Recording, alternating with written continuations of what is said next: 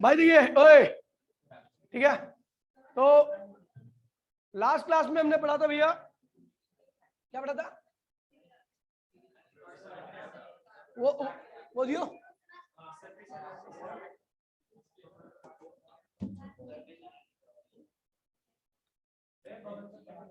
उस दिन वाली बुक तू ले गई थी क्या? वाली बुक तू ले गई थी क्या? वही जिसमें देख के टाइप।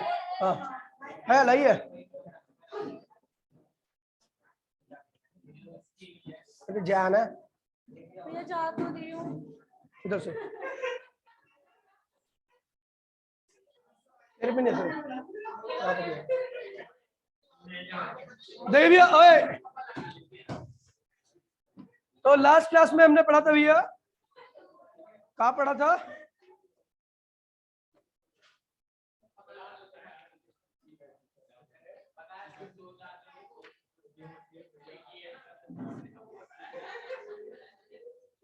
हाँ देखिए भैया ओए,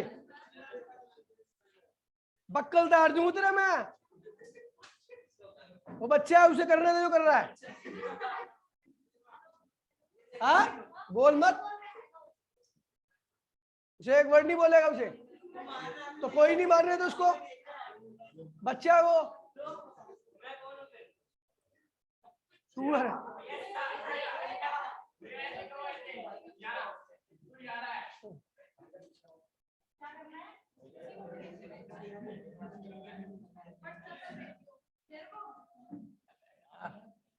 होने वाला काम सबसे बेकार।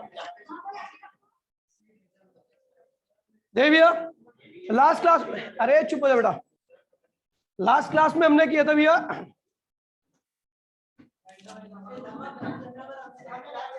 Surface surface energy, surface energy के बारे में हमने किया था, ठीक है भैया।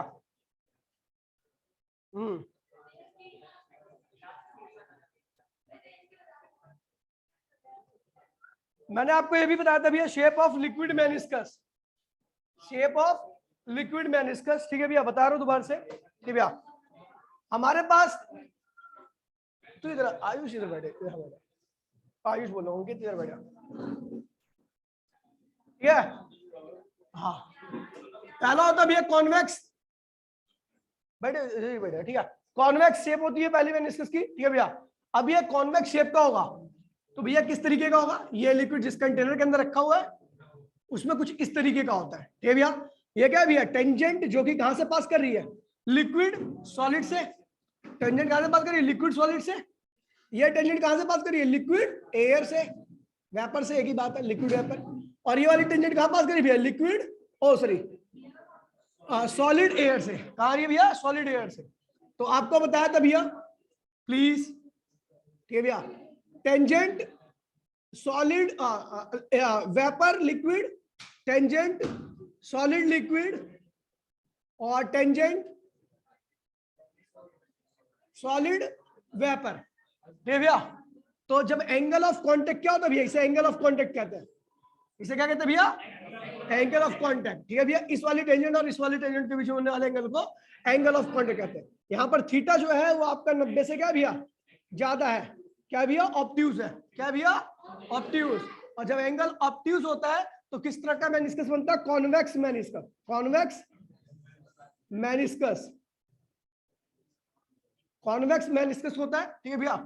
और इसमें आपको बताया था भैया कि कोहेसिव नेचर क्या होता है भैया? ज्यादा होता है। एडहेसिव नेचर क्या होता है भैया? कम होता है। एडहेसिव नेचर होता तो एक मॉलिक्यूल जो होते हैं, इस लिक्विड के जो मॉलिक्यूल है, ये सारे मॉलिक्यूल है, वो कंटेनर से चिपकते, क्या होता है भैया?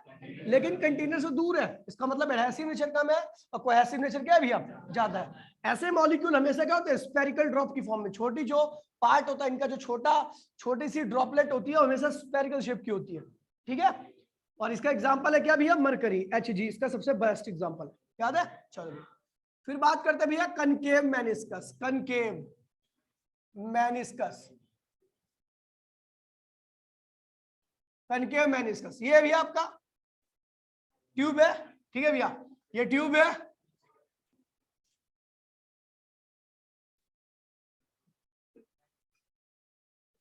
कितने नंबर आए भाई? हेलो नमस्ते भाई, कितना नंबर आया? क्या बताऊंगा? आवाज आवाज आवाज क्लियर नहीं आ रही।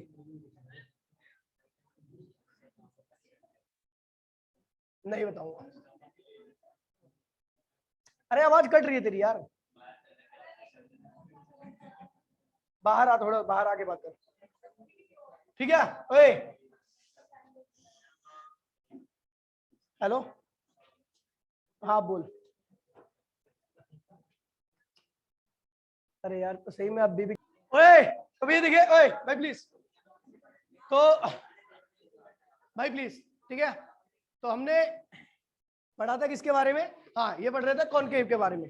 कॉनकेव में क्या होता है भैया कि जो लिक्विड होता है कंटेनर की वॉल से क्या होता है, चिपक जाते हैं, और ये मेनिस्कस क्या होता है भैया, कनकेव शेप का बन जाता है। ठीक है भैया? ये टेंजेंट है कौन सी?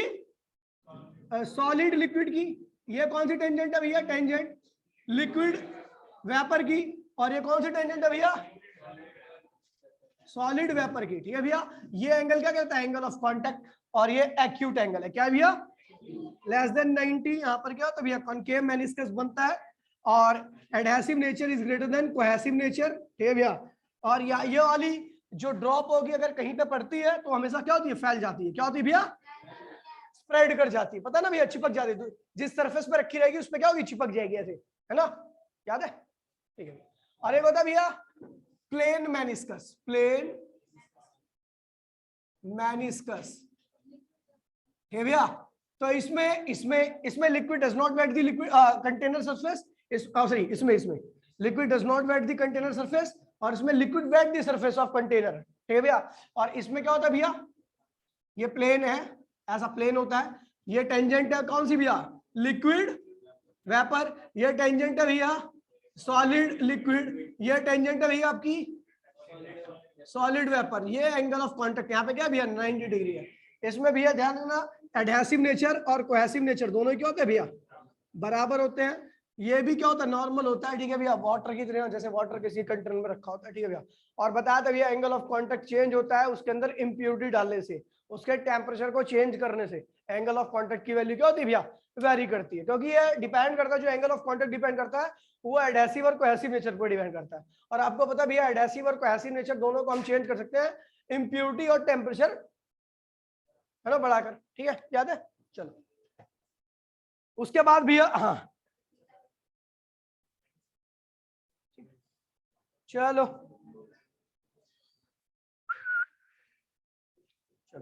भैया कैपिलरिटी याद है भैया? कैपिलरिटी क्या था? कैपिलरिटी क्या था भैया?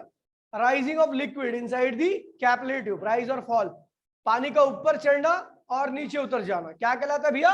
कैपिलरिटी कहलाता है। पानी राइज करता है फिर नीचे घिट जाता है, जो भी हो, दोनों में से कोई सा एक फिनोमेना, इसे कैपिलरिटी कहते हैं। क्या कहते हैं भैया? कैपिलरिटी। यहाँ पे लिखा हुआ है tube is very narrow.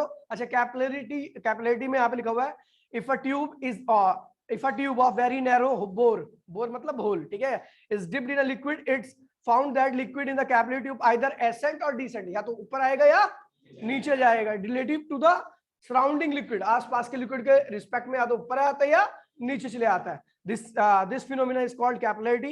The cause of capillarity is the difference in the presence of the two side curve of the liquid. मतलब वही कह रहा भैया, the cause of capillarity is the difference in the pressure of the two sides. ठीक है भैया? तो ये क्यों ऐसा क्यों होता है? लिक्विड फॉल क्यों करता है, नीचे क्यों आता है? तो भैया अंदर की तरफ प्रेशर कुछ और होता है, याद है भैया? एसेंट फॉर्म में मैंने डेराइव कराया था। ठीक है भैया? एक और ये भी बताया था मैंने भैया, एडहेसिव नेचर। एडहेसिव नेचर की वजह से ऊपर चले जाते हैं ना भैया, लिक्विड राइज करता है। कब तक राइज करता है? जब तक कि लिक्विड जो राइज हुआ है लिक्विड, उसका वेट और force due to surface tension, जब तक दोनों ना बराबर हो जाए। जैसे force due to surface tension और उस लिक्विड का वेट जैसे ही बराबर हो जाता है, वैसे लिक्विड राइज करना क्या होता है? बंद कर देता है। याद है आपको? ठीक है भैया? मैंने बताया था लिक्विड जब तक राइज करता है, जब तक सरफेस टेंशन जो फोर्स लगा रहा है ऊपर की तरफ, उसके द्वारा लगाया गया फोर्स लिक्विड के वेट के क्या हो जाए भैया? बराबर हो जाए। और इसका एक और रीजन होता है, ठीक है भैया? रीजन तो वही है कि बाहर और अंदर का प्रेशर क्या होता है? अलग अलग होता है। अंदर का प्रेशर क्या होता है भैया? कम होता है, और बाहर का प्रेशर क्या होता है भैया? ज्यादा होता है। क्योंकि आपको पता है ना भैया, ये सरफेस कैसे होती है भैया? ऐसी होती है, या इस शेप की वैल्यू ना, इस वाली। ठीक है भैया? तो अगर इस शेप की बनाई है तो इसका मतलब बाहर का प्रेशर क्या भैया ज्यादा है, तभी तो ऐसी बनी है ना। और अंदर का प्रेशर क्या है भैया, ठीक है। और बाहर क्या होता है, ऐसा ऐसा प्लेन होता है थोड़ा, ठीक है भैया। तो अंदर प्रेशर क्या होता है भैया, कम होता है। देखिए ये वाला प्रेशर माइनस ये वाला प्रेशर, यहाँ पर प्लेन है, ठीक है भैया, प्लेन है। तो बाहर की तरफ ऊपर वाला प्रेशर क्या ज्यादा है, तो ये शेप की बन जाए। खैर ये वाला छोड़ो, एसेंट फॉर्मूला में आपको वही याद रखना, वरना बेकार में कंफ्यूज हो गए, ठीक है। तो ये ध्यान रखना भैया कि जो लिक्विड राइज करता है वो ड्यू टू सरफेस टेंशन होता है। जब तक कि सरफेस टेंशन के द्वारा लगाया गया फोर्स लिक्विड कॉलम के वेट के बराबर नहीं होता, तब तक लिक्विड क्या होता है भैया, राइज करता रहता है। जैसे ही लिक्विड कॉलम का वेट जो होता है, जो लिक्विड राइज करता है उसका वेट जो होता है force due to surface tension के बराबर होता है, वैसे लिक्विड राइज करना क्या होता है भैया, बंद कर देता है, ठीक है, याद होगा। हाँ इसमें कुछ नहीं, ठीक है, ठीक है। चलो एक बार एसेंट फॉर्मूला ड्राइव करा देता हूँ उसको मैं, ठीक है।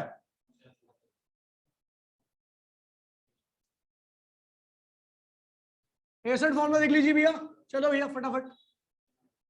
इसमें 2-3 फॉर्मूले यूज होंगे एक्स्ट्रा, ध्यान दीजिए। देखिए आपको पता है भैया फोर्स ड्यू टू सरफेस क्या होता है, सरफेस टेंशन इनटू में लेंथ, याद है। Force due to surface tension क्या होता है, सरफेस टेंशन इनटू में लेंथ, याद है। चलो यही वाला फॉर्मूला मेन है, ठीक है भैया। वेट ऑफ लिक्विड क्या होता है, वेट ऑफ लिक्विड क्या होता है, मास ऑफ लिक्विड इनटू में जी। वेट मास क्या होता है भैया, वॉल्यूम इनटू में डेंसिटी इनटू में। अच्छा वॉल्यूम कितना होगा भैया, area of cross section of pipe A into में हाइट हो गया, हाइट क्या भैया, लिक्विड जितना राइज किया हुआ उसकी हाइट जी एच। अच्छा एरिया क्या होता है भैया, पाई आर स्क्वायर, आर क्या रेडियस ऑफ ट्यूब, पता लग जाएगा आपको जी एच। चलो भैया ये वेट हो गया। ये भी आप देखिए ये कैपिलरी ट्यूब है, ये लिक्विड क्या कर रहा है भैया, राइज कर रहा है। राइज कर रहा है मतलब इसको पकड़ पकड़ के चढ़ रहा है ना, तभी चढ़ सकता है इसमें अंदर एडहेसिव नेचर क्या हो भैया, ज्यादा हो, ठीक है भैया।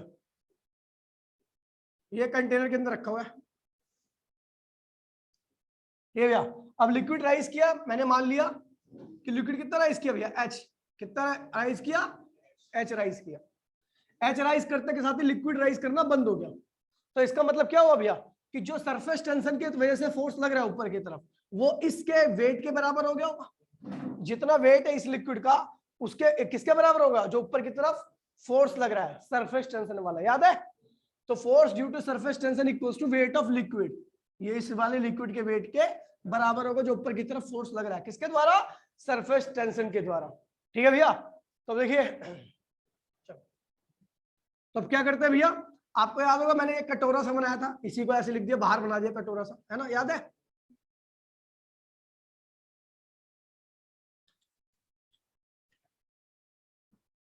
ऐसा कटोरा इस तरीके का, ठीक है भैया। मैंने बताया था भैया ये सरफेस टेंशन यहाँ पे लग रहा है क्या भैया, ये क्या था भैया, सिग्मा सॉलिड नहीं है, लिक्विड वेपर, लिक्विड वेपर। तो ये इधर लग रहा है तो इसका एक्शन क्या होगा, रिएक्शन क्या होगा, ऊपर जाएगा। थीटा एंगल ये थीटा तो ये थीटा है, तो इसको हम रिजोल्व करते हैं। क्या होगा भैया, सिग्मा एल, सिग्मा ही लिख दो, ठीक है, इसको कोई दिक्कत नहीं है, सिग्मा लिख दो, ठीक है। सिग्मा ये भी क्या होगा सिग्मा, तो क्या होगा सिग्मा कॉस थीटा, याद है भैया। और ये क्या होगा भैया, सिग्मा साइन थीटा, आपको याद है भैया। तो इसका मतलब क्या होगा, देखिए यहाँ पे सिग्मा ये रहा, हे भैया। ये देखिए इधर की तरफ लग रहा है भैया आपका कौन, ऊपर की तरफ कौन लग रहा है, सिग्मा कॉस थीटा, और इधर की तरफ कौन लग रहा है, आपको पता है ऊपर लिक्विड राइज कर रहा है, तो किसकी वजह से क्या राइज कर रहा होगा, इस सरफेस टेंशन, इसकी वजह से तो राइज नहीं कर सकता ना लिक्विड, इस ऐसा राइज थोड़ी ना कर रहा है, लिक्विड ऊपर की तरफ राइज कर रहा है, तो इसकी वजह से तो जो फोर्स आएगा, फोर्स में क्या होगा, सिग्मा की जगह पे सिग्मा कॉस थीटा, और लेंथ कितनी लेंथ पे लग रहा है भैया, तो इसकी रेडियस क्या है भैया, आर है, तो कितनी लेंथ पे लग रहा होगा, 2 पाई आर पे, ठीक है भैया। देखिए इसकी रेडियस क्या है, आर है, ट्यूब की रेडियस क्या है, आर है, ठीक है भैया। तो कितनी लेंथ पे लग रहा होगा, 2 पाई आर पे लग रहा होगा, तो लेंथ के यहाँ पे क्या लिखनी है, 2 पाई आर, ठीक है भैया। अच्छा ये फोर्स किसके बराबर होगा, इसके वेट के, देखिए हाइट ये रही, डेंसिटी इसकी ये रही, जी ये रहा, और एच क्या भी है, जितनी लिक्विड राइज किया हुआ। तो अगर लिक्विड स्टॉप हो गया, राइज करना बंद हो गया, तो इसका मतलब इतने लिक्विड का वेट जो कि ये है और force due to surface tension जो कि ये आया जिसकी वजह से राइज कर रहा है, दोनों आपस में क्या होंगे भैया, sigma cos theta R 2 pi R equals में 2 pi R square G H. ठीक है भैया, तो आर से एक आर क्या हो भैया, कैंसिल हो गया, तो और क्या होगा, और पाई से पाई क्या होगा, कैंसिल हो गया। ठीक है भैया, तो ये आएगा आपका एच इक्वल्स टू में सिग्मा कॉस थीटा आर रो जी। ठीक है भैया, रो जी आर हो गया। ठीक है भैया, रो अबे यहाँ पे था ना रो, मैंने लिखा ही नहीं था, हंस रहा है साले।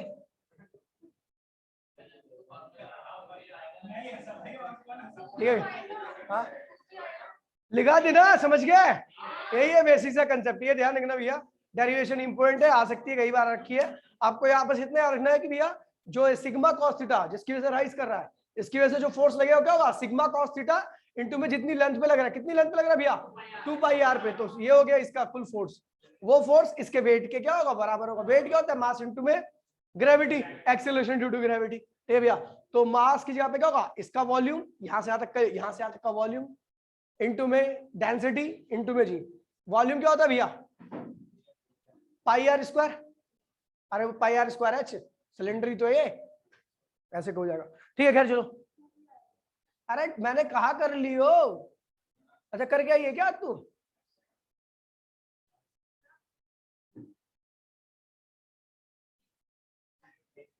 छानी खेनी खाती रहती है। विमल, हाँ मुझे ठीक है भैया, तो ये ध्यान देना, वाह वाह वाह वाह वाह वाह वाह वाह। ठीक है भैया, तो भैया ये ध्यान रखना, जहाँ पे एंगल ऑफ कांटेक्ट आपका 90 से ज्यादा होगा, एंगल ऑफ कांटेक्ट आपका 90 से ज्यादा होगा, वहां पर क्या होगा भैया, आपका कॉन्वेक्स मेनिस्कस बनेगा। जहाँ पे 90 से कम होगा कनकेव मेनिस्कस, जहाँ पे 90 होगा प्लेन मेनिस्कस। ठीक है भैया, प्रेशर क्या होता है भैया, तो आपको बताया था भैया, प्रेशर क्या होता है, force per unit area is called pressure. ठीक है भैया, force per unit area is called pressure. ठीक है भैया, स्केलर क्वांटिटी होती है, एसआई यूनिट क्या होती है, एम एल की पावर -1 डी की पावर -2। ठीक है भैया, और टेंशन क्वांटिटी भी लिख सकते हो, बहुत सारी यूनिट बताई थी मैंने, एक होता है टोटल प्रेशर, एक एब्सोल्यूट प्रेशर, और एक होता है ग्वाश प्रेशर।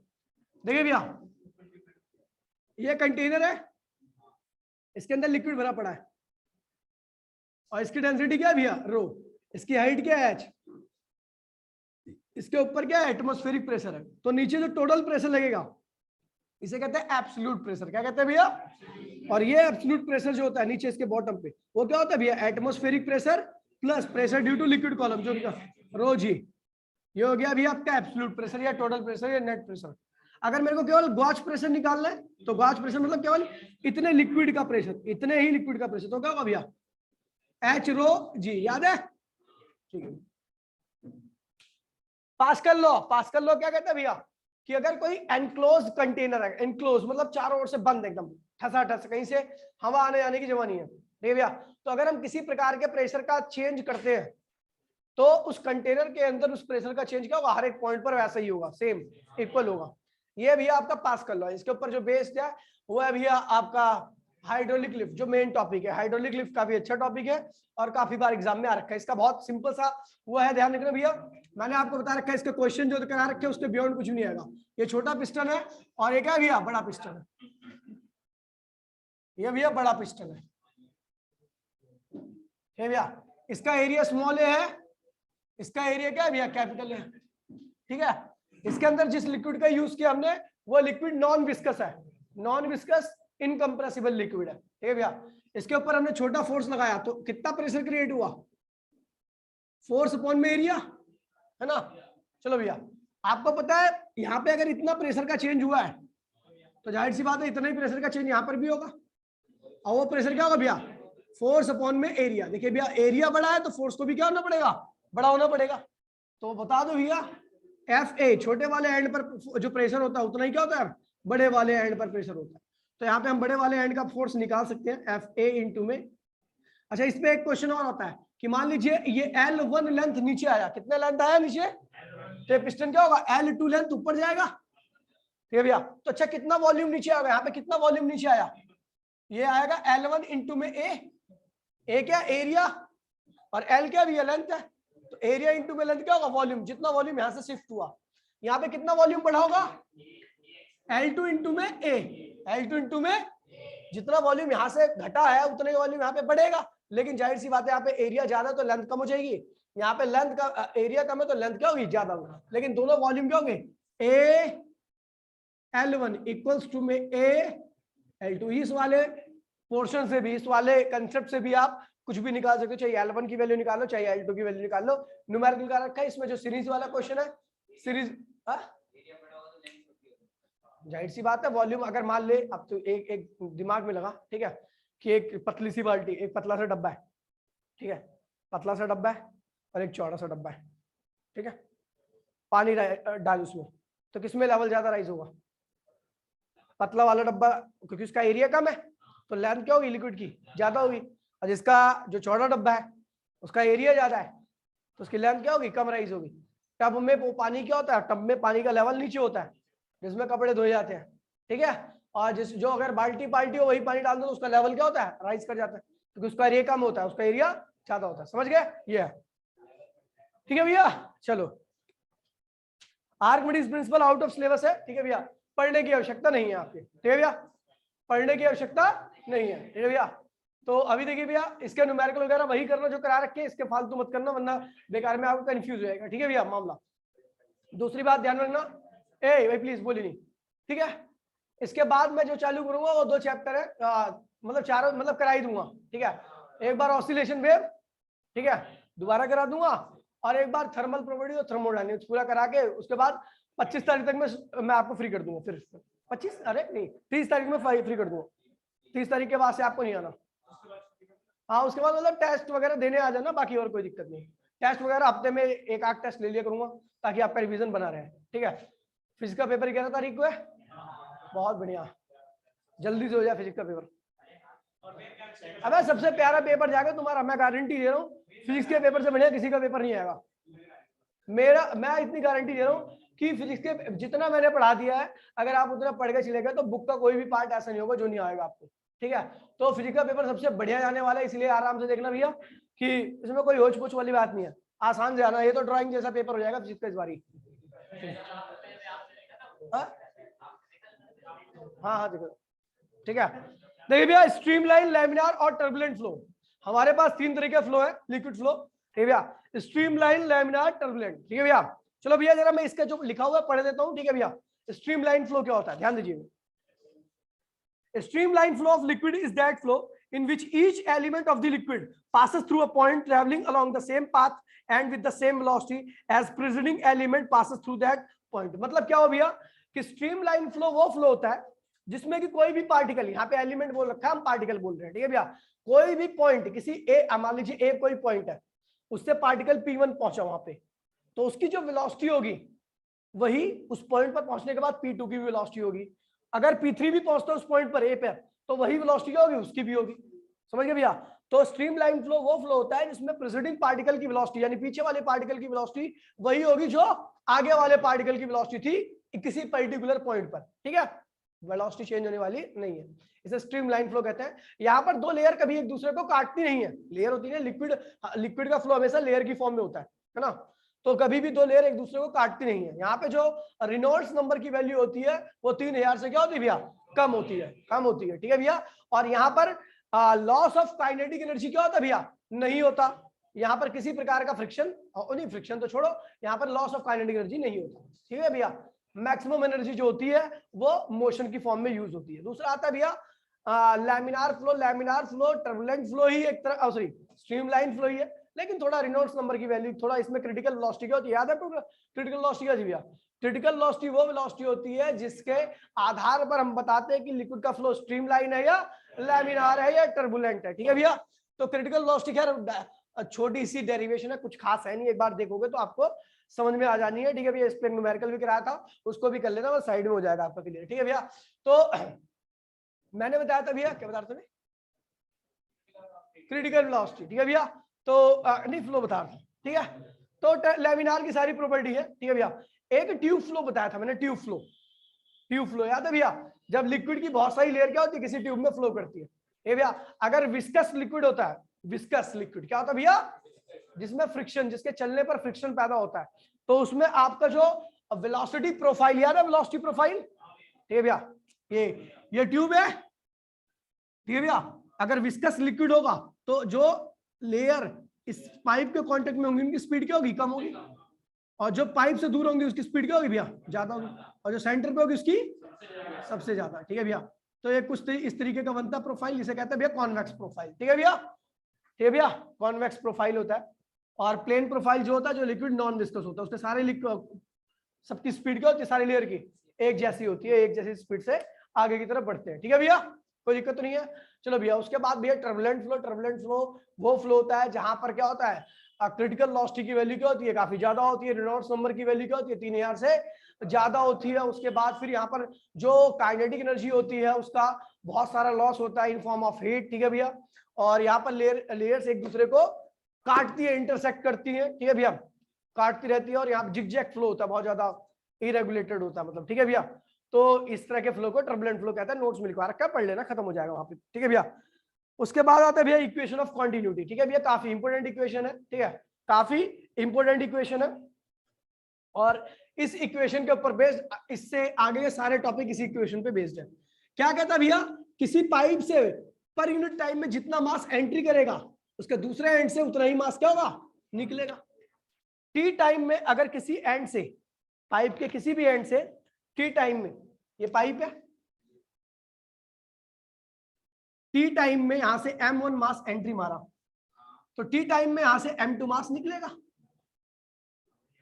ये भैया। हमने जिस लिक्विड का यूज किया उसकी डेंसिटी वेरी नहीं कर सकती, नॉन विस्कस लिक्विड है, क्या है भैया, और इनकंप्रेसिबल लिक्विड है, ना तो इसकी विस्कोसिटी है ना ही ये कंप्रेस हो सकता है।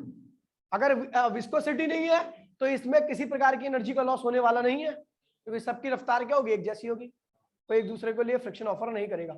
और डेंसिटी इनकंप्रेसिबल है, तो इसलिए इस एंड पर जो डेंसिटी होगी वही इस एंड पर भी डेंसिटी होगी, ठीक है।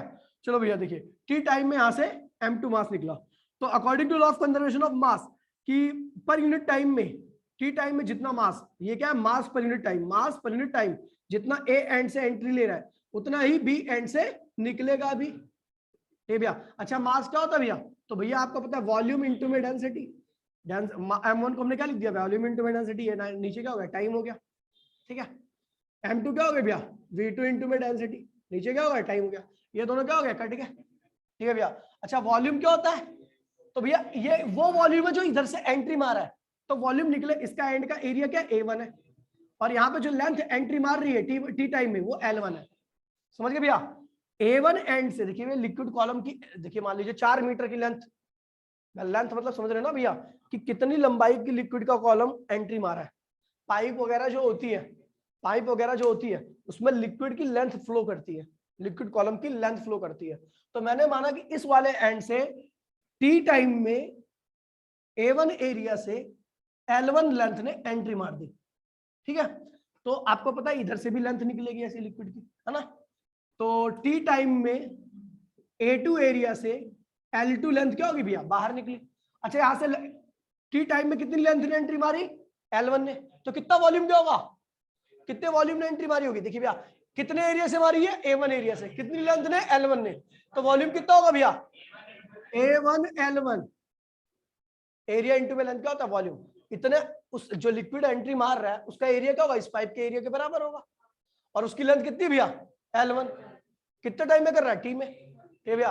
तो वॉल्यूम कितना होगा, a1 l1 अपॉन में क्या हो गया, टी। अच्छा, इस वाले एंड से a2 एरिया से कितनी लेंथ निकली है, l2, तो क्या होगा भैया आपका a2 l2, ये टी, ठीक है भैया। तो आपको पता लेंथ अपॉन में टाइम क्या होता है भैया, वेलोसिटी, L2 अपॉन में टी क्या होगा भैया, v2 होगा। तो ये क्या है भैया, a1 v1 इक्वल्स टू में a2, a क्या है भैया, एरिया, v क्या है भैया, वेलोसिटी, यानी एरिया इनटू में वेलोसिटी का प्रोडक्ट क्या होता है भैया, कांस्टेंट होता है, क्या होता है भैया। अब देखिए भैया, अगर वेलोसिटी इक्वल्स में कांस्टेंट अपॉन में एरिया, हम देख रहे हैं velocity is inversely proportional to area, यानी जो एंड छोटा था उससे बड़ी लेंथ एंट्री मारेगी, ये भैया। और जो लेंथ जिसका एरिया जिसका एरिया बड़ा होगा, तो यहाँ पे सॉरी मैं क्या कह रहा हूँ, ये भैया जिसका एरिया, जिस पाइप का एरिया छोटा है ठीक है भैया, वहां पर निकलने वाली लिक्विड की वेलोसिटी क्या है भैया, तेज ज्यादा रहेगी, और जहां का एरिया बड़ा होगा, ठीक है भैया, अगर आपने देखा होगा नॉर्मली जब तराई वराई करते हैं तो जब पाइप का मुंह बड़ा होता है तो पाइप थोड़ी दूर ऊंचाई तक जाता है, स्लो निकलता है, लेकिन जब क्या करते हैं भैया, हम उसके छेद को छोटा कर देते हैं, उसका मुंह छोटा कर देते हैं, तो क्या होता है, लिक्विड की स्पीड क्या होती है, काफी तेज हो जाती है, काइनेटिक वेलोसिटी क्या होती है, काइनेटिक एनर्जी क्या होती है, काफी ज्यादा हो जाती है, अब वो काफी हाइट तक जाता है। ठीक है, चलो, तो ये इसी का यूज है। उसके बाद बर्नौली थ्योरम है भैया, बर्नौली थ्योरम काफी ज्यादा इंपॉर्टेंट थ्योरम है, ठीक है भैया, इसका यूज कई जगह पे होना है। बर्नौली थ्योरम क्या कहती है भैया, कि अगर आपका लिक्विड नॉन विस्कस है, इनकम्प्रेसिबल है, और लिक्विड का फ्लो स्ट्रीमलाइन है, ठीक है भैया, तो किसी भी पाइप के अंदर फ्लो कर रहे लिक्विड की एनर्जी हर पॉइंट पर क्या होगी, सेम रहेगी, हर पॉइंट पर क्या रहेगी, टोटल एनर्जी सेम रहेगी। टोटल एनर्जी क्या है यहाँ पे, प्रेशर एनर्जी, काइनेटिक एनर्जी और पोटेंशियल एनर्जी, ये स्टेटमेंट है इसकी, कि total energy remain constant at every point inside the liquid provided that the flow is streamline, liquid is non viscous and incompressible. ये भैया कह रहा है भैया, बर्नौली थ्योरम कहती है भैया कि किसी भी लिक्विड का फ्लो अगर स्ट्रीमलाइन है, ठीक है भैया, और लिक्विड की क्वालिटी क्या है भैया, नॉन विस्कस और इनकम्प्रेसिबल है, तो उस पाइप के अंदर हर एक पॉइंट पर लिक्विड की एनर्जी क्या रहेगी भैया, सेम रहेगी। इसको प्रूफ करने के लिए बहुत आसान तरीका, एक डायग्राम बनाइए कुछ इसी तरीके का, ठीक है भैया। तो भैया देखिए, ये वाले एंड की हाइट क्या है, h1 है, इस वाले एंड की हाइट क्या है भैया, h2 है। अच्छा, यहाँ पे उल्टा बना दिया, यहाँ पे मैंने एरिया कम किया था, यहाँ पे एरिया क्या था, ज्यादा था, ठीक है भैया। खैर आसान है, वो देख लोगे, डेरिवेशन एक बार में समझ आएगी। ध्यान रखना, प्रेशर एनर्जी क्या थी, मैंने टाइप ऑफ एनर्जी भी लिखवाया था, तो हमारे पास 3 टाइप की एनर्जी थी, क्या थी भैया, प्रेशर एनर्जी, प्रेशर इनटू में वॉल्यूम के प्रोडक्ट के बराबर होता है। Kinetic energy half m v square, और potential energy m g H, ठीक है भैया। तो इन तीनों का सम क्या होता है भैया, लिक्विड के फ्लो में, अगर फ्लो मैंने जो बता दिया कि फ्लो क्या होना चाहिए, स्ट्रीमलाइन, और लिक्विड का टाइप क्या होना चाहिए, नॉन विस्कस और इनकम्प्रेसिबल है, ठीक है भैया। तो इन तीनों का सम क्या होगा, हर एक पॉइंट पर सेम आएगा, ठीक है भैया, ठीक है। और मैंने आपको ये भी बताया था, जब हम वर्क डन निकालते हैं, लिक्विड में वर्क डन निकाल रहे हैं, तो वर्क किसकी वजह से होता है, प्रेशर एनर्जी की वजह से। देखिए भैया, नीचे से मोटर चलती है, प्रेशर क्रिएट करती है, वही प्रेशर की एनर्जी क्या करती है, लिक्विड को ऊपर की तरफ राइज करती है, हाइट भी देती है, वेलोसिटी भी प्रोवाइड करती है, चढ़ाती भी है और वेलोसिटी भी देती है, ठीक है भैया। तो यानी दो काम करती है प्रेशर एनर्जी, एक तो काइनेटिक एनर्जी दे रही है और दूसरा पोटेंशियल एनर्जी दे रही है, ठीक है भैया। तो मैंने प्रेशर एनर्जी का डिफरेंस क्या किसके बराबर किया था, प्रेशर एनर्जी का डिफरेंस, दोनों एंड की प्रेशर एनर्जी का, इस वाले एंड की प्रेशर एनर्जी और टॉप वाले एंड की प्रेशर एनर्जी का जो डिफरेंस था, वो डिफरेंस काइनेटिक एनर्जी का डिफरेंस प्लस पोटेंशियल एनर्जी के डिफरेंस के बराबर आ रहा था। क्योंकि आपको पता है भैया, यही प्रेशर एनर्जी का डिफरेंस जो है वो काइनेटिक एनर्जी का डिफरेंस क्रिएट कर रहा है और पोटेंशियल एनर्जी का डिफरेंस क्रिएट कर रहा है दोनों एंड पर। यानी प्रेशर एनर्जी का डिफरेंस इक्वल्स टू में काइनेटिक एनर्जी का डिफरेंस प्लस पोटेंशियल एनर्जी का डिफरेंस। यहां से आपकी थ्योरम क्या होगी थी, प्रूफ पे होगी थी, ठीक है भैया। और मैंने लिमिटेशन बताई थी इसकी, बर्नौली थ्योरम की लिमिटेशन थी, तो मैंने क्या बताया था भैया, ये Bernoulli theorem non viscous incompressible liquid के ऊपर ही वैलिड है और दूसरे लिक्विड के ऊपर वैलिड नहीं है। दूसरा फ्लो क्या होना चाहिए यहाँ पे, स्ट्रीमलाइन होनी चाहिए, ठीक है भैया। और ये जो थ्योरम है, यहाँ पर एक्चुअल में हमारी डेली लाइफ में बहुत सारे लॉसेस होते हैं, लेकिन हम इस थ्योरम में उन लॉसेस की बात नहीं करते, हम केवल यहाँ पर law of conservation of energy को ही फॉलो करते हैं, ठीक है भैया। तो इन सारी चीजों को देखना, ठीक है भैया। चैप्टर की थ्योरी मैंने कंप्लीट कर दी है, वेंचुरीमीटर वगैरह नॉर्मल से डेरिवेशन है, देख लेना एक बार, कंप्लीट कर लेना, ठीक है भैया। कल मैं आपका ऑसिलेशन वेव स्टार्ट करूंगा, ठीक है भैया। तो मिलते हैं भैया कल क्लास में, टाटा बाय बाय, जय हिंद जय भारत।